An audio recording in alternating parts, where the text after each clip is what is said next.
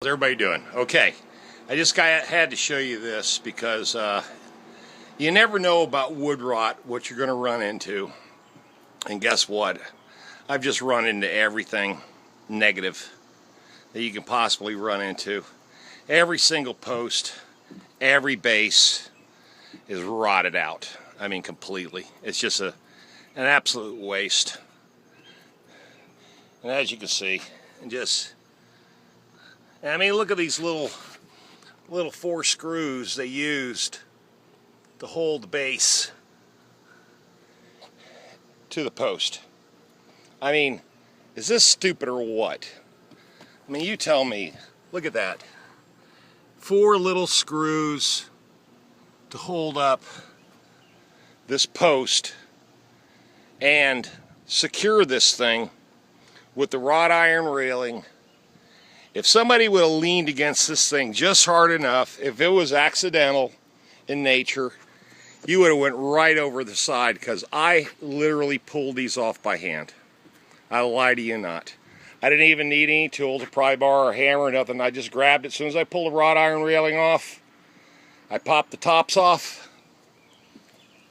I popped those tops off right there, and the base they all just crumbled right in my hand. And these are totally shot all the way up. So I've got it demoed. So now it's my job to re-engineer this thing completely. So the moral of this story is, when you do rot work, you absolutely do not know what you're going to run into. And of course, I found termites everywhere. I mean, this is unbelievable. I mean, I'm just shocked. I'm just absolutely shocked at the piss poor craftsmanship of this stuff. I mean, it's just, this build is terrible. So, anyway, just absolutely disgraceful the way this was built. And I mean, ugly too. Ugly construction. This is not even high quality stuff. Just not even high quality. Hey guys, how's everybody doing? Okay, here we go again. Now, I'm sweating my butt off. Sorry. It's at least 100 degrees humidity right now. What I've got to do, I'm gonna call the homeowner and just let him know what I ran into, because this is just one of those moments in time where, when you're in this kind of business and you give a price, let's say, now here's the perfect example why I charge just time and time alone. What happens if I would have said, oh yeah, I could have done this whole thing for $2,500 or $3,000, and all of a sudden now I'm in a position, stuck in a situation where I've got to replace all the wood, the 6x6s, the bases, all the big screws that now have got to go into this.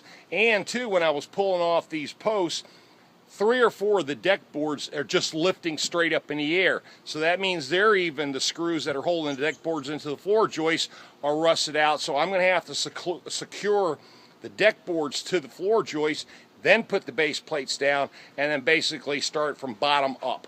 So here you go. That's the moral of this story. That's why I don't charge flat fees. Because if I would have done that on this job here, I'd have already screwed myself.